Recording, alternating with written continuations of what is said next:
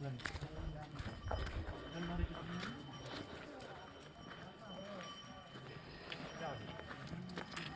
पापड का पाणी नसतं तिचं आता मोठं पापड म्हणजे